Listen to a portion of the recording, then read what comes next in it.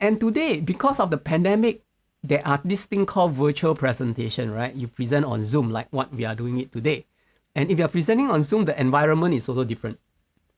Other many things are also different. The equipments that you use, it can be also a different thing. How do you switch yourself and how do you bring in the slide into the presentation without any distraction, without interrupting the flow of the presentation.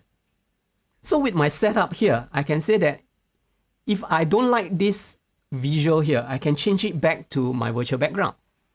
And if I want to show my slide, I can then go back into my slide. Something like that. And if I'm too big, I can make myself smaller. Or I can shift myself to a different location on the fly. And that is what I call virtual impact.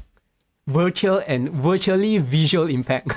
And so that is how you would do things, creating high impact presentations.